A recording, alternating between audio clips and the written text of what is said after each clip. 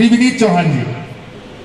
धन्यवाद। एक तो जो काम हम करते वो शिवाशीष ने कर दिए। ये भारत माता की, जब कमल आगे ने क्या करेगा बैठा हुआ। मतलब आजकल वीर रस के कवियों की तो एक मुक्तक यही है कि भारत माता की जय, वो चाहती है ताली, वो काम शिवाशीष कर गए। हाँ, और तो दो चार बार ताली बजाएं, ये करें, तो ये हमें बेरोजगार करके छोड़ेगा शिवाशीष कुछ नहीं। ये पेंटिंग वेंटिंग का तो बहाना है, ये खुद भी कवि है अंदर से।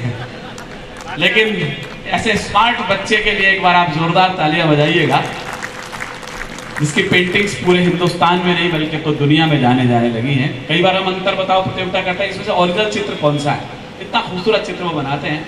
मनोज तिवारी भैया कहाँ चले गए? मूछे हो तो आप जैसी हो वरना ना हो।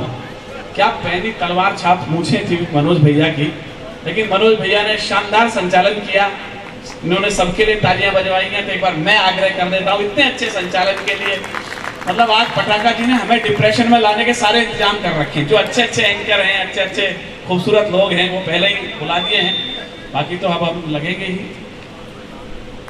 62 का युद्ध था चाइना का, शिवराज जी है ना, तो विराजे हुए हैं। बिल्कुल बिल्कुल, हाँ ना उसे भी रहते। एक तो प्रेस वालों ने बड़े ब्याह बिगाड़े हैं। जिस फोटोग्राफर को देखो, किसी दुल्हन का मुंह दूल्हे की तरफ नहीं देखने देते, यूं फोटोग्राफर की तरफ देखें, फिर बताया कि तलाक क्यों हुआ। भाई तुमने करवाया, हमारी तरफ देखो।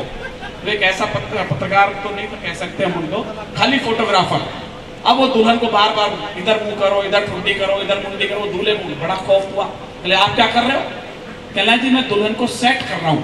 दूल्हा कहला फिर मैं क्या करूंगा यदि तू ही सेट कर लेगा तो इन लोगों के लिए भी एक बार तालियां बजा दीजिएगा। ये हमारे साडू भाई हैं, कलमकार, पत्रकार और कवि, ये सारे जो हैं साडू भाई हैं। साडू भाई तो जानते हो ना आप, एक ही दुकान से लुटे हुए 2 कस्टमर, उसे साडू भाई कहा जाता है। आ जाओ भैया, क्या टॉफियां भी बांट रहे हो क्या? बिस्किट, ठीक है। सन 62 के युद्ध के समय लिखना शुरू किया श्रद्धेय हमारे पटाखा जी ने, और इसीलिए इनका नाम पटाखा रहा होगा। हमारे तो दद्दू ने कहा भी है कि मैं पटाखे से ही मर जाऊंगा, बम रहने दे, वो भी सुनाएंगे। कपिल शर्मा शो के अंदर आपने जिस दिग्गज कवियों के बीच में जिस एक शायर को जमते हुए देखा, उसका नाम पॉपुलर मेरठी है। एक बार जरा आप उनके लिए आप तालियां बजा दीजिएगा।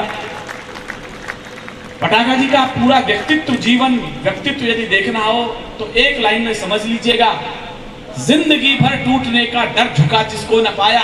शिवाशीष भैया हमारे यहाँ हैं, एक श्रेष्ठ पुत्र के पिता, इसका जीवन भर व्यक्तित्व क्या रहा, बस 4 लाइन समझ लीजिएगा।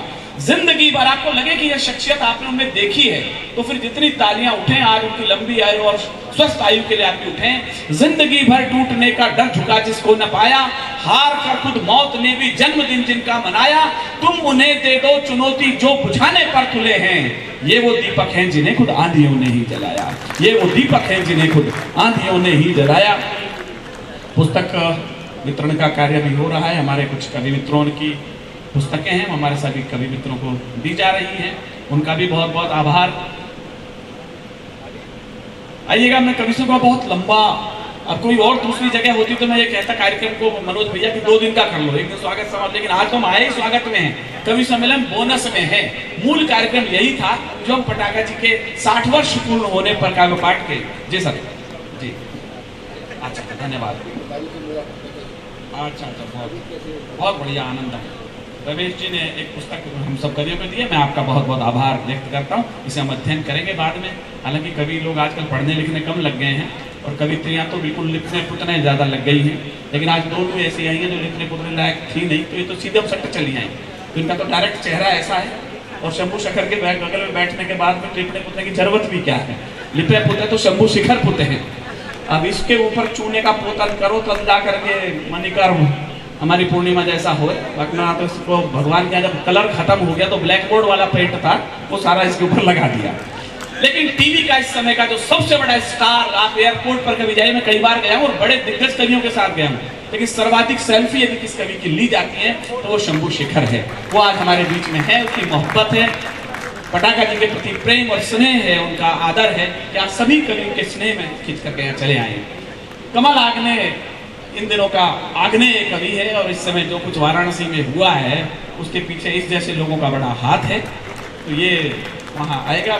मनिका दुबे इन दिनों बिल्कुल ताज़ा पुष्प खिलाए हमारे कविता के आंगन में, सबसे ताज़ा सुगंधित हवा हमारे जिस आकाश में फैली है, वे मेरी छोटी लाडली भतीजी मनिका दुबे है। सबसे लंबी दूरी तय करके आई है, कई दिनों से चली हुई, 14 तारीख से चली और आज यहाँ पहुंची है। पूनम वर्मा जी केवल यहाँ इसलिए बैठी है ताकि शंभू शिखर गौरवान्वित हो सके, और इन दोनों का फोटो यदि खींचा जाएगा तो कलर की जगह ब्लैक एंड व्हाइट ही आएगा। तो एक बार इन दोनों के लिए सामूहिक तालियां बजा दीजिएगा।